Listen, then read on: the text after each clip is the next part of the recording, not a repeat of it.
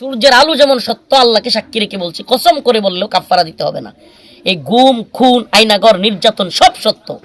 এই গুজব লীগ যত গুজব ছড়াক, আয়নাগর যারা তৈরি করেছে এরাও জানে আয়নাগর ছিল এবং এখানে টর্চার হইতো। আওয়ামী লীগের যারা নেতৃত্ব স্থানীয় এরাও জানে আয়নাগর আছে, এবং ভিকটিম যারা এরা তো জানেই। এটা সূর্য এবং চন্দ্র যেমন সত্য, এটাও সত্য, আয়নাগর ছিল, আছে। এখন আয়নাগরের যেই আলামতগুলো নষ্ট করা হয়েছে, আমি আমার কথা বলি। আমি র্যাব ওয়ানের যেই টর্চার সেল বা র্যাব ওয়ানের যেই ঘুমঘর, ওগুলোতে ছিলাম। আমি ওখানে যেটা দেখছি আপনাদেরকে বলি। আমি একজন প্রত্যক্ষদর্শী, আল্লাহকে সাক্ষী রেখে বলছি। প্রথমত বলি, এই কথাগুলো যদি মিথ্যা হয় তাহলে প্রথমত যেটা আল্লাহর কাছে আমাকে জবাবদিহি করতে হবে।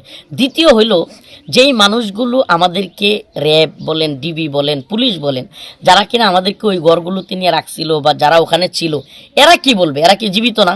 এরা বলবে হুজুররা মিথ্যাবাদী, দেখো হুজুর কিভাবে মিথ্যা বলতেছে।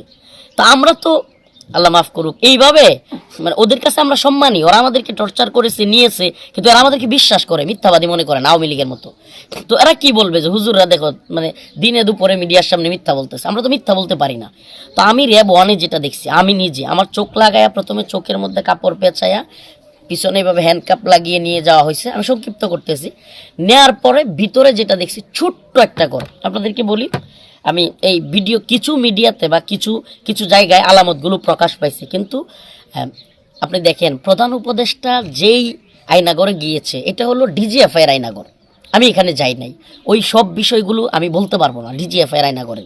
কিন্তু আলামত যে নষ্ট হয়েছে, আমরা যেহেতু অন্যান্য জায়গায় এই গড়গুলো দেখছি, তাইলে বোঝা যায় যে আলামতগুলো নষ্ট করছে, প্লাস্টার করছে, ছোটো রুমগুলোকে বড় করে ফেলছে।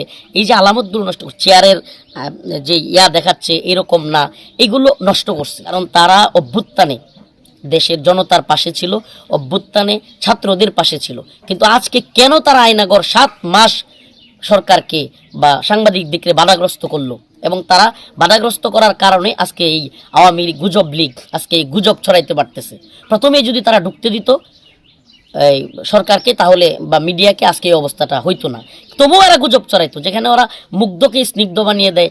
এদের গুজবের তো কোনো শেষ নাই। কিন্তু আমি যেটা দেখছি বলি, ছোট্ট একটা রুম, আমি একবার আমার চোখের সামনে বাসতেছে, আল্লাহকে সাক্ষী রেখে বলতেছে। আবার যারা র্যাবে ছিল এরাও তো এগুলো শুনবে বা দেখবে, এরা তো এগুলো সাক্ষ্য দিবে।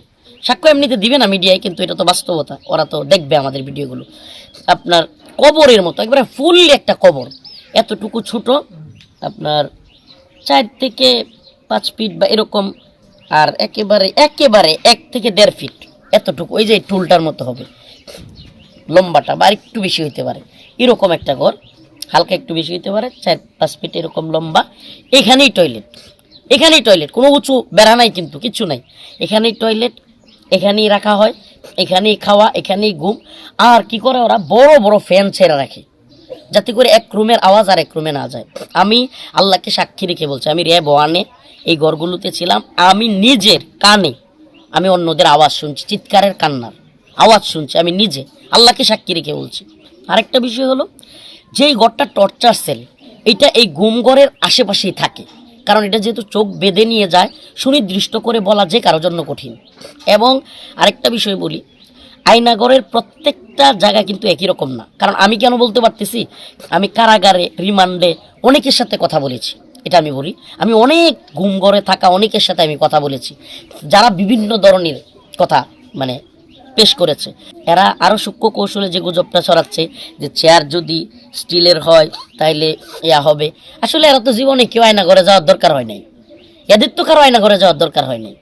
আয়নাঘরে গিয়েছে দেশের আলেমুলামা, এদেশের অনেক ছাত্র জনতা, এদেশের অনেক জামাত ইসলামী হেফাজতের নেতাকর্মীরা, এরা গিয়েছে, বিএনপির নেতাকর্মীরা এরা গিয়েছে। তো এরা তো আওয়ামী লীগের যারা গুজব ছড়াচ্ছে এরা তো যাবে না। এদের কেন্দ্রীয় নেতারা জানে, এদের হাসিনা জানে, এদের মানে প্রত্যেক বড় বড় নেতারা জানে। এখানে এমনকি আমি আপনাদেরকে বলি, আমাদের চোখ বাঁধা অবস্থায় আমি যেটা ফিল করি, আওয়ামী লীগের নেতারা সামনে ছিল, এবং যখন টর্চার করা হইতো এরা দেখছে এইগুলো এরা দেখছে। কেন? কারণ এরা মজা নিত। তা না হলে রিমান্ডের সময় আমাদেরকে নির্যাতনের সময় হাত বাঁধা বা চোখ এভাবে বেঁধে রাখবে কেন? এবং মানে একজন আর একজনকে ইশারা দিয়ে যে দুষ্টামি করতেছে, মজা করতেছে, এগুলো আমরা শুনেছি, এগুলো আমাদের কানে আসতো, আমাদের চোখ লাগানো থাকলে। সূর্যের আলো যেমন সত্য, আল্লাহকে সাক্ষী রেখে বলছি, কসম করে বললেও কাফারা দিতে হবে না।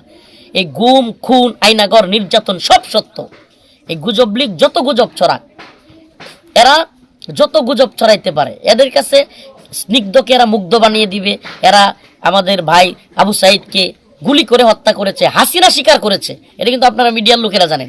হাসিনা স্বীকার করেছে যে আবু সাইদ হত্যা হয়েছে, এরা এটাকে গুজব বলবে। এরা এই দেশের হাজার হাজার ছাত্র জনতাকে গুলি করে হত্যা, এটাকে গুজব বলবে। এরা শাপলা চত্বরের গুম খুন, শাপলা চত্বরে রাতের আধারে গুলি করে নিরীহ ছাত্রদেরকে, তৌহিদি জনতাকে মেরে ফেলা, এটাকে মানে গুজব ছড়াবে, এটা মিথ্যা বলবে।